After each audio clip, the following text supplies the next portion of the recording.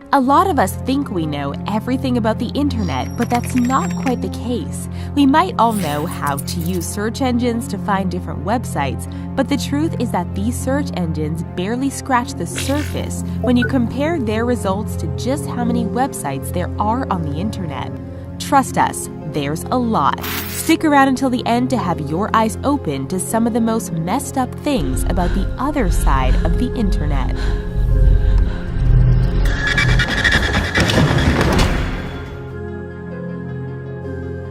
We mentioned earlier that search engines are only scratching the surface of the web. Allow us to elaborate. Google reportedly shows no more than 16% of the total websites on the internet. That means it's neglecting to show you the remaining 84% of what's really out there. But wait, isn't Google pretty much everywhere? Technically, yes, but it's much more complicated than that. What it comes down to is the way that websites are cataloged. Some people have even speculated that Google has only indexed just 4% of the internet. It's hard to know for sure when you're working with something as grand as the internet, but that 4 to 16% is said to represent approximately 35 trillion web pages. The deep web refers to the web pages that can't be easily found on a search engine. While technically the deep web isn't illegal, there are illegal things happening. For example, the deep web has websites where criminals buy and sell your information. That's right, the deep web is a place where your identity can get stolen. Shadow Crew was one of the original message boards where criminals could buy guns, stolen credit card information, and illicit substances. Even though the message board was shut down by the feds in 2004, many more have popped up in its place. You may have to dig deep to find these message boards, which means that some of the sleaziest and smartest crooks are playing their games with the utmost stealth. You might have heard of Gamergate, which was a terrible thing to happen to female gamers and women in general in this day and age. Part of what is truly disturbing about the deep web is that people use it to dox others. Doxing means that they find an online user's real name, address, phone number, personal email, date of birth, etc. for the purpose of harassing them.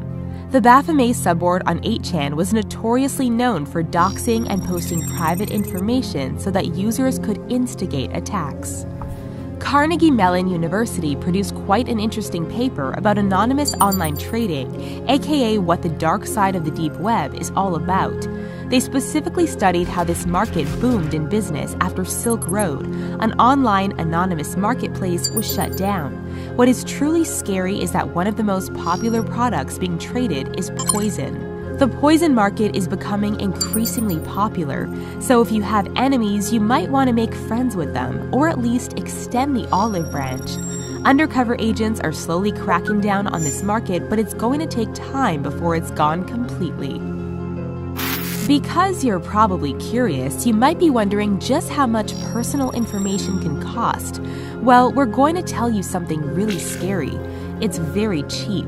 You might think your personal information is worth a lot of money, but it's actually less expensive than taking a trip to a discount store. For example, Uber accounts were going for just $1 each on sketchy marketplaces in the deep web.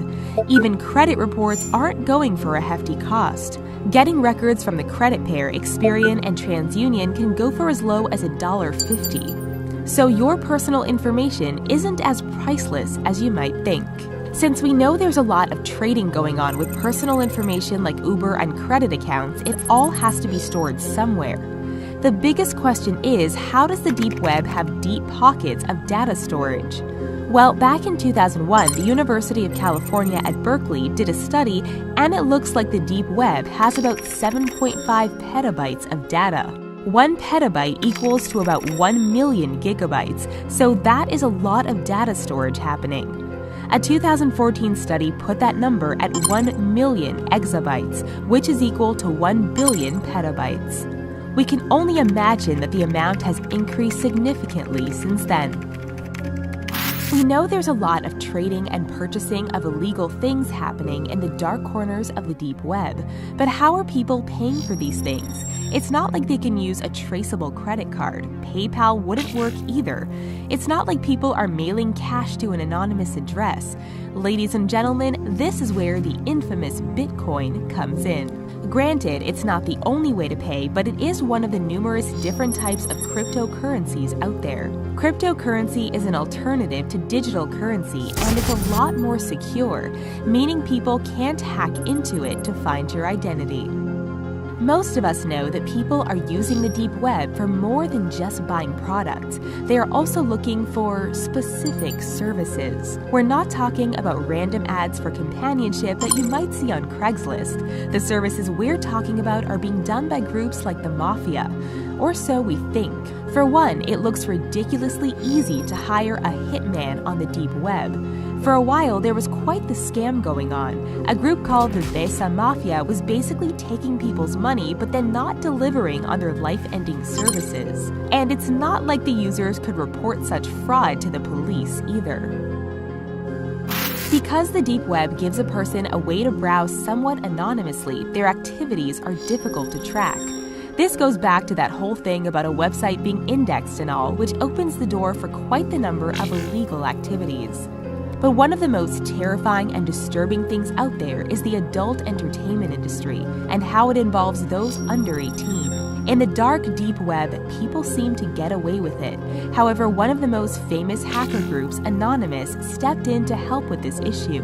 While they use the deep web for communication and organizing their takedowns, they also do vigilante work.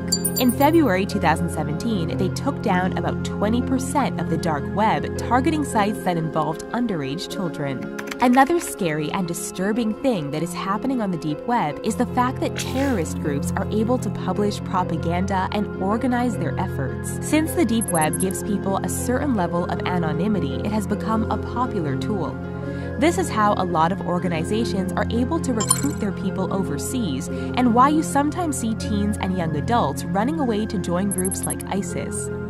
Of course, the United States government is aware of this problem. They are trying to develop software that will reveal the identities of people using the deep web for terrorism. They're also trying to crack down on the Onion Router, a software that enables anonymous communication.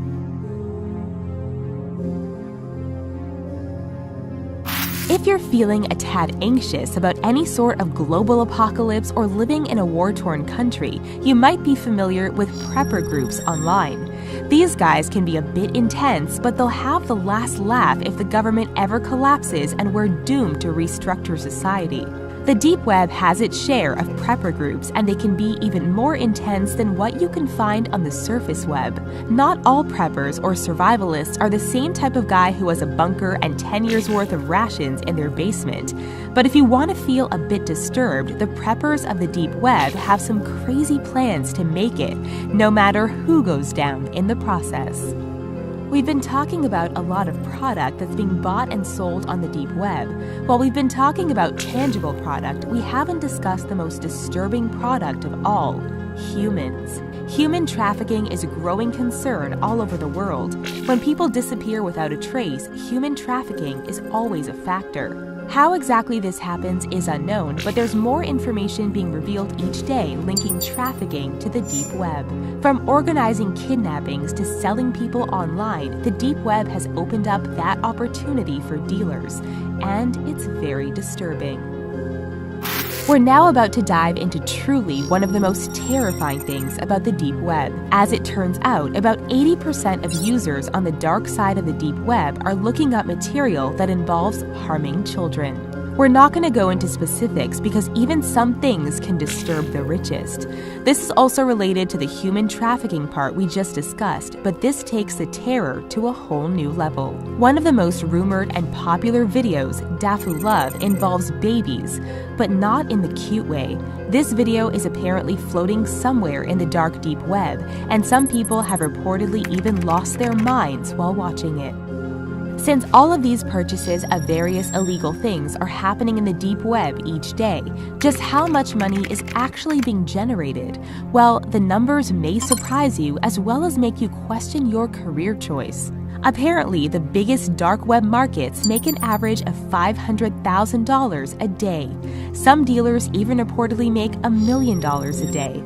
In 2013, one of the biggest deep web trading sites, Silk Road, was shut down. But when you shut down one site, 10 more come up in its place. Some of the product being traded and sold is quite disturbing. In 2016, a 19-year-old reported to Vice that he was making thousands per week from buying gift cards using stolen credit cards. He then sold them for cheap on the deep web. He's more financially secure than the average young adult, but he's definitely more paranoid too. We should probably have put this in the #1 spot because it is so disturbing. On the deep web, people are free to explore their likes and interests without judgment. But there is one corner of the deep web that's much darker than others, and that is the Cruel Onion Wiki. This site shows off a genre of videos where women are wearing heels and doing harm unto small animals like puppies and kitties. It's incredibly upsetting. We're pretty sure the people who do this have no soul. Animal rights groups are trying to get this to stop. Okay, that last one was pretty heavy, so let's take a happy break and shake it off for a moment. Now back to business. Here's something that seems a bit more lighthearted: fake passports. The deep web offers an abundance of resources to get fake passports. Sure, this seems pretty harmless, but then again, think about the people who would want to get into a country illegally, like terrorists, and suddenly this topic gets deep. These fake passports are incredibly detailed and are able to be passed off as the real thing. Another thing that is interesting about the deep web is that there are hackers getting rich from selling and installing malware online. One of the most popular malware softwares, CryptoLocker, is ransomware. Basically, when your computer is infected, you can pay a fee to have it all restored. That's mainly where you'll see hackers making their money. Of course, your personal information can be stolen and then sold on the deep web, but the ransomware itself is pretty disturbing.